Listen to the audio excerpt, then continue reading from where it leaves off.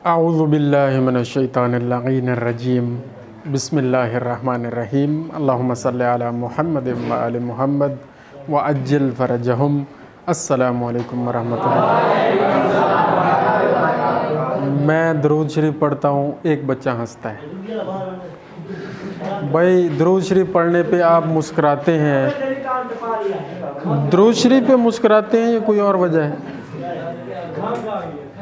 Okay, कोई मसला, वो कहते हैं जी खांसी आ गया, कोई मसला नहीं। अच्छा, अभी बेटा हम आपके सामने पहले ब्रुसेलोसिस पढ़ा, अभी पोल्ट्री के बारे में थोड़ा सा। वो तो कैटल बफलो था ना, बड़े जानवर, उनको कहते हैं र्यूमिनेंट्स डिजीज़, उनका एक पोर्शन हमने पढ़ा। अब हम पोल्ट्री डिजीज़ में से एक पोर्शन पढ़ते हैं, थोड़ा सा आपका टाइम लेते हैं। एक बीमारी होती है पोल्ट्री में, BLS disease, big liver spleen disease. इसका नाम क्या है? बी से है बिग लीवर स्प्लीन, और डिजीज़ का मतलब आपको पता ही है, डिजीज़। अच्छा, ये होस्ट कौन सा है? इस बीमारी का जो होस्ट है, यानी ये बीमारी किन जानवरों में होती है, वो है जी पोल्ट्री। बड़ा मुख्तसरन हम बात करते चले जाएंगे। पोल्ट्री की डेफिनेशन एक दफ़ा मैंने बताई थी आपको। पोल्ट्री में सिर्फ चिकन शामिल नहीं है, पोल्ट्री में हर वो परिंदा शामिल है जिसको आप एक तो पालते हैं, दूसरा पालने के बाद उससे प्रॉफिट हासिल करते हैं, वो पोल्ट्री है। कोई ना कोई बेनिफिट हासिल करते हैं, अंडों की शक्ल में या उसका गोश्त की शक्ल में या उसको बेचने की शक्ल में। तो कोई अगर प्रॉफिट आपके पास आ रहा है, वो पोल्ट्री है। ठीक है। अब कौवे पोल्ट्री में नहीं आएंगे, ना उसके अंडे खाते हैं आप, ना वो बेचते हैं आप, ना उसका गोश्त खाते हैं। समझ रहे हैं ना? हर वो परिंदा जो हलाल होगा वो हमारे हिसाब से वो पोल्ट्री है। तो पोल्ट्री में वो सारी चीज़ें आ जाएंगी। अच्छा, अब हम बात करते हैं कि ये बिग लीवर स्प्लीन डिजीज़ क्यों होती है। ये एक वायरस की वजह से होती है। उस वायरस का नाम है avian hepatitis virus. Avian hepatitis virus, और इसका नाम और भी है, उसको कहते हैं, ये किस फैमिली से बिलोंग करता है? Herpes virus family. शोर ना आए फिर यार, मज़ा नहीं आता बात करने का। एवियन हेपेटाइटिस वायरस नाम से जाहिर है, एवियन का मतलब है परिंदे, हेपेटाइटिस का मतलब है inflammation of the liver, liver यानी जिगर की इन्फ्लेमेशन, सोजिश। और यहाँ भी नाम से आपको पता चल रहा है कि इस बीमारी में लीवर बड़ा हो जाता है, बिग लीवर, बड़ा लीवर हो जाता है। और स्प्लीन, स्प्लीन का पता है क्या होती है?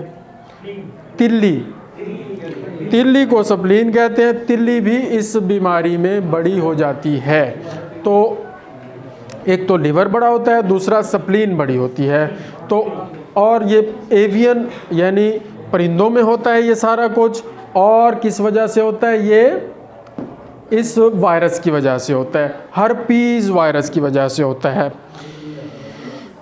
अच्छा, अब हम अगर ये बात करें कि ये स्टार्ट कहाँ से हुआ वायरस, सबसे पहले जो मुल्क जहाँ ये दरियाफ्त हुआ, UK और USA। अच्छा, सारा फसाद इन मुल्कों का ही फैलाया हुआ है। UK यूनाइटेड किंगडम, बरतानिया, ठीक है, और USA United states of America, ठीक है जी। अमेरिका यार उस सारा काम ये वही करा रहा है। हर बीमारी नाम मुरादों ने फैलाई हुई। अच्छा, मैं ये वीडियो में से नहीं कहना चाहिए। अच्छा, हर वायरस इन्होंने फैलाया, और फिर फैलाने से पहले उस वायरस की कोई दवाई पहले बना लेते हैं, फिर वो बीमारी फैलाते हैं तरीके से, फिर उसकी दवाई और वैक्सीन बेचते हैं। लो जी, ये बीमारी आई है, अब ये दवाई हमने बनाई है, हम बड़े बड़े नेक लोग हैं, हम बड़े अच्छे लोग हैं, हम बड़े साइंसदान हैं, हमें ज़्यादा पता है, हम चौधरी हैं, चुदराहट दिखाते हैं और पैसा भी बटोरते हैं। लो जी, मुसलमान क्या करते हैं? मुसलमान बेचारे अल्लाह अल्लाह करके कुछ भी नहीं करते। काम ही नहीं करते। मुसलमानों को भी रिसर्च करनी चाहिए और मेहनत करनी चाहिए। आप बच्चों को पैगाम है कि आप बड़े होकर, अब बड़े हो गए हैं, मज़ीद आगे जैसे जैसे आप तरक्की करेंगे, जैसे जैसे आप तरक्की करेंगे, आपने अपने शोबे में माहिर बनना है और इतनी महारत हासिल करनी है कि मुल्क पाकिस्तान के लिए आपने कोई ना कोई काम करना है। ठीक है।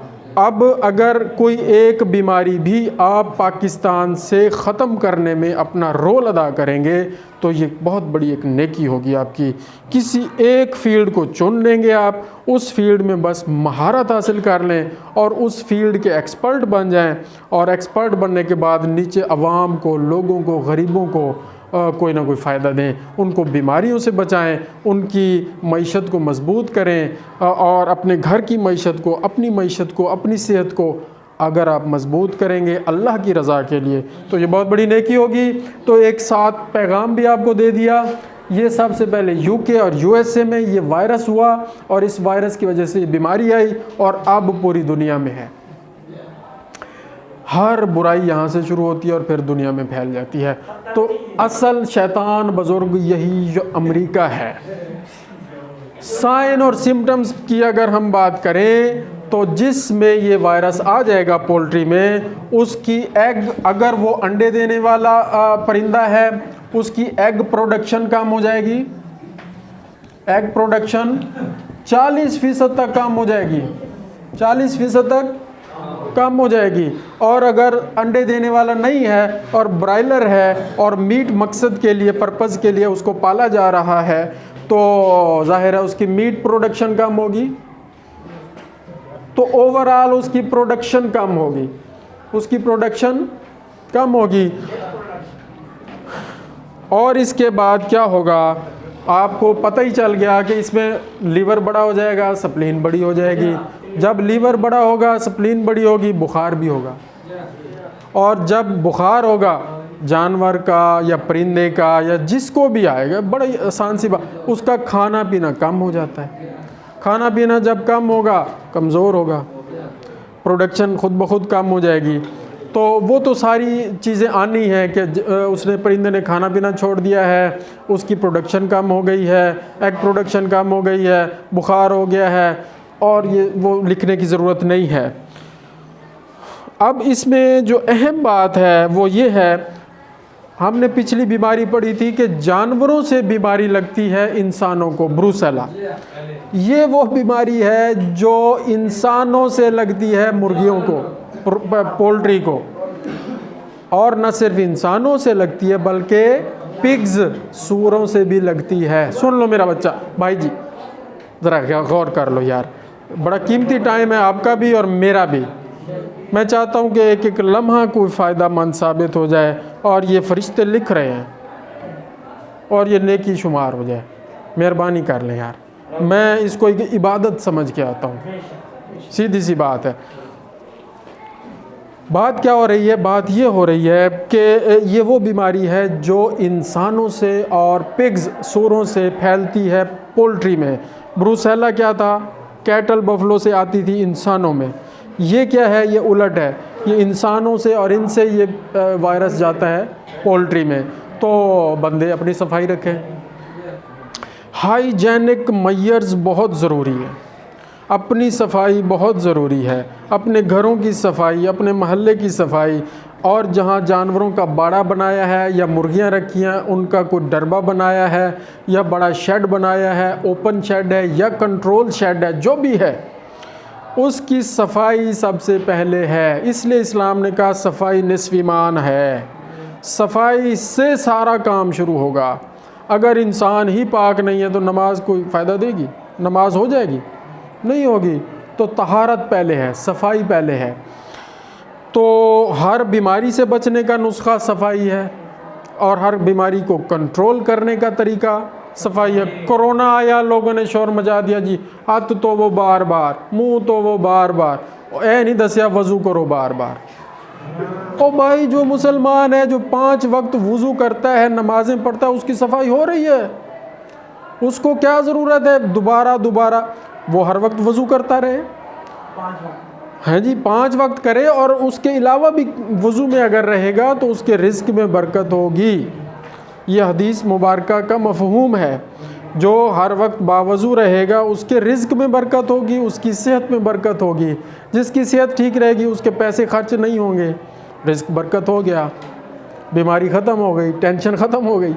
तो दूसरी अहम बात इसमें यह है कंट्रोल कैसे करना है। इसकी वैक्सीन तो कोई अवेलेबल नहीं है और वैक्सीन कोई वायरस के ख़िलाफ़, ये एक वायरल बीमारी है, इसकी वैक्सीन अवेलेबल नहीं है। और कंट्रोल का सिर्फ़ एक तरीका है कि अपनी और जानवरों की और मुर्गियों की और अपने माहौल की सफाई सुथराई का ख़्याल रखें। और मुर्गियों के जो डरबे होते हैं ना, उनमें एक काम करना होता है, डिसइंफेक्शन करनी होती है।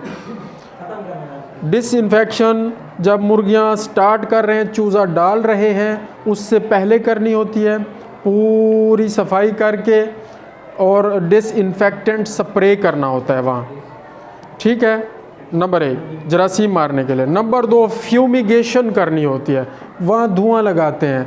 वो फ्यूमिगेशन भी कोई ख़ास किस्म का एक डिसइंफेक्टेंट होता है जिसको फ्यूम्स की शक्ल में, धुएं की शक्ल में पूरे डरबे में फैलाते हैं या पूरे शेड में फैलाते हैं। फिर वो हर जगह फैल जाता है और जहाँ जहाँ वो धुआं जाता है वो केमिकल वहाँ उन जरासीमों को, वायरसेस को, बैक्टीरिया को ख़त्म करता चला जाता है। फिर वहाँ नया चूज़ा डालेंगे, फिर वो ग्रो करेगा और उन चूज़ों की टाइम से वैक्सीन करते रहेंगे। न्यूकैसल डिजीज़ वैक्सीन है, आईबी वैक्सीन है और भी बहुत सारी वैक्सीनें हैं। वो एक शेड्यूल दिया हुआ है, ब्रायलर के अलग वैक्सीन का शेड्यूल है, लेयर का अलग वैक्सीन शेड्यूल है कि 7वें दिन, 12वें दिन, 14वें दिन, 28वें दिन, 56 दिन बाद, इतने दिन बाद क्या क्या वैक्सीन करनी है और कब कब करनी है। वो पूरा एक शेड्यूल फॉलो करेंगे, इंशाल्लाह बीमारियां नहीं आएंगी और कंट्रोल हो जाएगा। इसके साथ साथ पोल्ट्री में और भी बहुत सारी बीमारियां होती हैं। एक है जी एग ड्रॉप सिंड्रोम, दूसरी है diarrhoea due to rota virus, यानी रूटा वायरस सिंड्रोम कह लें। ये सारी वायरस की बीमारियां हैं। Chicken anaemia virus, chicken anaemia virus, एक है आईबी इन्फेक्शियस ब्रोंकाइटिस। ये बीमारियां वायरस की वजह से होती हैं। इन्फेक्शियस ब्रोंकाइटिस में सांस की तकलीफ़ शुरू हो जाती है, ब्रोंक्यूल्स में ब्रोंकाइटिस हो जाता है। यार 1 मिनट भाई, गौर से सुन लें ज़रा। कौन? मैं नज़र नहीं आ रहा? आप इस भाई को यहाँ जगह दे दें, थोड़ा सा आप यहाँ बैठ जाओ। गुड, अब सही हो गया ना। तो ये बीमारियाँ egg drop syndrome, rotavirus syndrome, chicken anaemia virus, IB infectious bronchitis और ये बिग लिवर स्प्लीन डिजीज़, ये सारी पोल्ट्री की बीमारियां हैं, ये सारी वायरस की बीमारियां हैं। इन सब का कंट्रोल सफाई है। अक्सर के ख़िलाफ़ वैक्सीन अवेलेबल ही नहीं है, तो एहतियात सबसे पहले है। इस में जो इवॉल्विंग डिजीज़ अगर हम बात करें, it can be expected that new viral disease will continue to emerge from time. अच्छा, वायरस की जो बीमारियां हैं ना, वो वक्त के साथ साथ चेंज होती रहती हैं, क्योंकि वायरस जो होता है, कोई वायरस इस शक्ल का है, कोई वायरस इस शक्ल का है, कोई इस शक्ल का है, और हर वायरस का एक जेनेटिक कोड है। जैसे हमारा शनाख्ती कार्ड होता है ना, ये एक शनाख्ती कार्ड नंबर है, इसी तरह हर वायरस का एक शनाख्ती कार्ड नंबर है, GC, guanine, cytosine, thiamine, adenine, ठीक है जी, फिर ग्वानिन, साइटोसिन, थायामीन, एडिनिन, ये एक शनाख्ती कार्ड नंबर होता है हर वायरस का, जेनेटिक कोड। जैसे हमारा शनाख्ती कोड है, इनका जेनेटिक कोड है। ये जो जेनेटिक कोड है ये जैसे ये कोरोना वायरस है फ़र्ज़ किया, या IB वायरस है, या ये BLS वायरस है, या रूटा वायरस है, या हर्पीज़ वायरस है, कोई है, उसका एक जेनेटिक कोड है। ये इस जेनेटिक कोड में तब्दीली आ जाती है वक्त के साथ साथ, माहौल के साथ साथ। कैसे आ जाती है? जहाँ गवानीन, साइटोसिन, थायामीन था, वहाँ साइटोसिन और गवानीन और एडिनिन और थायामीन हो जाता है, शिफ्ट ओवर हो जाता है, आगे पीछे हो जाता है, जिसकी वजह से वैक्सीनें नाकाम हो जाती हैं, बीमारियां फूट पड़ती हैं। और इनका हल सिर्फ़ एक है, वो है सफाई, एहतियात, दुआ, अल्लाह से मदद और बस, और अल्लाह पे ईमान, और ला हौला वला कुव्वता इल्ला बिल्लाहिल अलिय्यिल अज़ीम ये पढ़ते रहें तो अल्लाह ताला हम सबको इंशाअल्लाह कामयाबियाँ अता फ़रमाए। जज़ाकल्लाहु खैरा। अल्लाहुम्मा सल्लि अला मुहम्मदिन व आलि मुहम्मद व अज्जिल फ़रजहुम।